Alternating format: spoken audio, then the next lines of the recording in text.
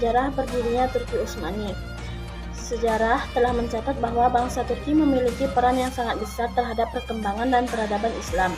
Keberhasilan ini disumbangkan oleh dinasti Saljuk yang telah diuraikan sebelumnya oleh dinasti Utsmani.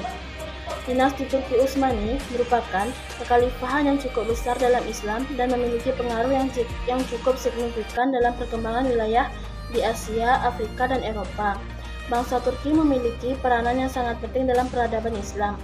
Kesultanan Turki Utsmani atau yang dikenal juga dengan dinasti Ottoman berdiri setelah hancurnya Turki Seljuk yang telah berkuasa selama 250 tahun, yaitu pada tahun 1055 sampai 1300 Masehi. Turki Utsmani didirikan oleh bangsa Turki dan kabilah Oghuz yang mendiami daerah Mongol dan daerah utara Cina, yang kemudian menyebar ke Turki, Persia, dan Irak. Mereka mulai mengenal dan memeluk Islam sekitar abad 9 dan 10 ketika mereka menetap di Asia Tengah. Akibat tekanan dari bangsa Mongol, mereka mencari pelindungan kepada penguasa dinasti Saljuk. Ketika itu, dinasti Saljuk berada di bawah kekuasaan Sultan Alauddin Kaykobat.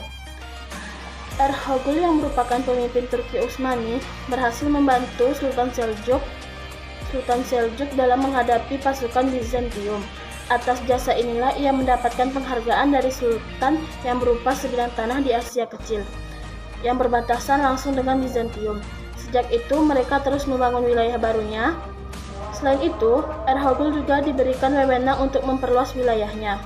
Setelah Erhogul meninggal, kedudukannya digantikan oleh putranya yaitu yang bernama Utsman.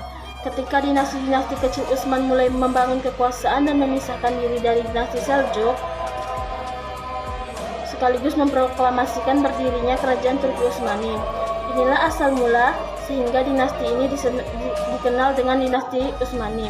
Dengan demikian, putra Erhogul inilah pendiri dinasti Utsmani yang sebenarnya, sebagai penguasa pertama yang disebut sebagai Utsman I yang memerintah pada tahun 1290 sampai 1326 Masehi. Para penguasa dinasti Turki Utsmani. 1. Sultan Utsman bin Erhogul yang berkuasa pada tahun 699 sampai 726 Hijriah atau 1294 sampai 1326 Masehi. Utsman diberi gelar Padasya al-Utsman yang berarti Raja Besar Keluarga Utsman. Pada masa awal kepemimpinannya, Utsman lebih banyak mencurahkan perhatiannya kepada usaha-usaha untuk memantapkan kekuasaannya dan melindungi dari serangan musuh, khususnya Bizantium. Utsman pun mulai menginvasi daerah pembatas Bizantium dan menaklukkan kota Buresa pada tahun 1317 Masehi. Buresa kemudian dijadikan ibu kota kerajaan. 2. Sultan Orhan bin Utsman yang berkuasa pada tahun 726 sampai 761 Masehi, 761 Hijriah atau 1326 sampai 1359 Masehi. Pada masa pemerintahannya, Sultan Orhan berhasil mengalahkan dan menguasai sejumlah kota di Selat Dardanil. Tentara baru yang dibentuk oleh Orhan I diberi nama Inkisyalah. Pasukan ini dilengkapi dengan persenjataan dan pakaian seragam. 3. Sultan Murad bin Orkham yang berkuasa pada tahun 761 sampai 791 Hijriah atau 1359 sampai 1389 Masehi. Setelah Sultan Orhan mangkat, kepemimpinan dinasti Utsman dipegang oleh Sultan Murad I. Selain memantapkan keamanan dalam negeri, Sultan Murad juga meneruskan perjuangan dan menaklukkan beberapa daerah di Eropa. Ia menaklukkan Adrianopel yang kemudian dijadikan sebagai ibu kota kerajaan yang baru, serta membentuk pasukan berkuda. Yang keempat yaitu Sultan Bayazid I bin Murad yang berkuasa pada tahun 791 sampai 805 Hijriah atau 1389 sampai 1403 Masehi. Bayazid adalah putra Murad I. Ia meneruskan perjuangan ayahnya dengan memperluas wilayah ke Aden, Sharukan, dan Mutasya di Asia Kecil. keempat yaitu Sultan Muhammad I bin Bayazid yang berkuasa pada tahun 816 sampai 824 Hijriah atau 1403 sampai 1421 Masehi. Berkat usaha dan kegigihannya, Sultan Muhammad I, kekuasaan Turki Utsmani kembali ditegakkan. Ia kembali menyusun pemerintahan, memperkuat tentara, dan memperbaiki kehidupan masyarakat.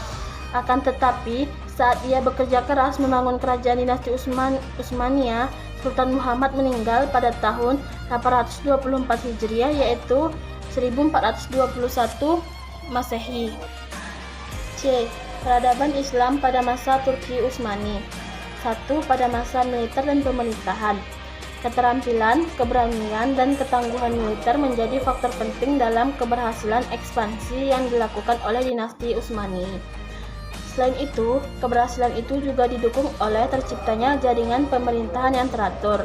Dalam struktur pemerintahan, Sultan sebagai penguasa tertinggi dibantu oleh Perdana Menteri dan yang membawahi gubernur. Kedua, pada masa ilmu pengetahuan dan budaya. Meskipun pengembangan ilmu pengetahuan tidak begitu berkembang dan tidak dapat perhatian besar, namun tetap ada perubahan pada masa dinasti Utsmani. Saat itu ada 2 buah surat kabar yang muncul yaitu berita harian VK dan jurnal Tashfiri Efkar. 3. Bidang keagamaan. Agama dalam tradisi masyarakat Turki mempunyai peranan besar dalam lapangan sosial dan politik. Masyarakat digolong-golongkan berdasarkan agama dan kerajaan sendiri sangat terikat dalam syariat sehingga fatwa ulama menjadi hukum yang berlaku. Karena itu, ulama mempunyai tempat tersendiri dan berperan besar dalam kerajaan dan masyarakat. Akibat kelesuan di bidang ilmu agama dan fanatik yang berlebihan, maka ijtihad tidak berkembang. Ulama hanya menulis buku dalam bentuk syarah dan hasyiah terhadap karya-karya klasik. D. Kemunduran dan kehancuran dinasti Turki Utsmani. Adapun faktor internal yang menyebabkan keruntuhan dinasti Utsmani ialah sebagai berikut. Yang pertama, luasnya wilayah kekuasaan dan buruknya sistem pemerintahan yang ditangani oleh orang-orang yang tidak sakap, hilangnya keadilan, merajalelanya korupsi, dan meningkatnya kriminalitas. 2. Heterogen penduduk dan agama. 3. Para pemerintah dan penguasa yang hidup bergelimangan harta dan bermewah-mewahan. Keempat, merosotnya perekonomian negara. Akibatnya Turki mengalami kekalahan dalam peperangan. Sementara itu, faktor eksternal yang menyebabkan dinasti Utsmani mengalami keruntuhan ialah sebagai berikut. 1. Timbulnya gerakan nasionalisme dari bangsa-bangsa yang berada di bawah kekuasaan Utsmani, sehingga mulai banyak yang memerdekakan diri. 2. Terjadinya kemajuan teknologi di barat, khususnya dalam bidang persenjataan, sedangkan Turki mengalami stagnasi ilmu pengetahuan sehingga ketika terjadi perang, Turki mengalami kekalahan. Sebagaimana tercatat dalam sejarah, Perang Dunia I melengkapi proses kehancuran dinasti Utsmani. Pada bulan Desember 1914, Turki Utsmani melibatkan diri dalam Perang Dunia dan berada di pihak Jerman dan Austria.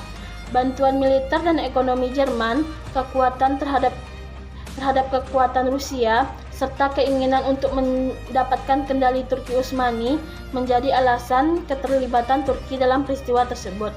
Namun, pada tahun 1918, aliansi bangsa-bangsa Eropa berhasil mengalahkan aliansi militer Jerman, Turki, dan Austria.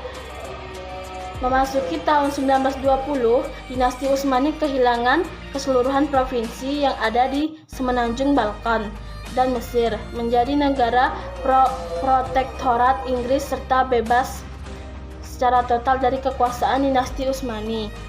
Bukti sejarah peninggalan dinasti Turki Utsmani. Yang 1, Muradiye Muskwe, yaitu yang merupakan pusat Kesultanan Utsmani sebelum dipindahkan ke Edirne. Di kompleks ini dipenuhkan dengan bangunan religi sekaligus penanda keberadaan kerajaan dinasti Utsmania. Yang kedua, Istana Topkapi. Istana ini adalah lambang kejayaan dinasti Utsmani yang terletak di titik pertemuan Selat Bosporus Tanjung Tanduk Emas, dan Laut Marmara, Istanbul, Turki. Yang ketiga, Istana Dolmabahce yang merupakan istana dinasti Utsmani yang langsung berhadapan dengan Selat Bosporus sehingga keberadaannya sangat strategis. Kemegahan istana ini disaksikan dari kejauhan. Istana ini banyak menyimpan koleksi benda-benda kuno dan benda istana seperti furnitur, karpet, sutra, dan lukisan dinding. Keempat, Museum Hagia Sophia. Pada mulanya, Hagia Sophia adalah sebuah gereja Katolik Ortodoks. Saat ini namanya adalah Hagia Sophia. Katedral ini dibangun pada masa Kaisar Justinianus, penguasa Bizantium, pada tahun 1558 Masehi. Yang kelima, Masjid Biru atau Blue Mosque. Masjid Biru merupakan salah satu masjid di Istanbul yang dibangun Sultan Ahmad I pada tahun 1609 Masehi dan selesai pada tahun 1612 Masehi. Masjid ini dibangun untuk menandingi Hagia Sophia yang berada satu blok dari Masjid Biru. Disebut dengan Masjid Biru karena kubahnya berpenutup berwarna biru. Keenam, Masjid Sulaiman.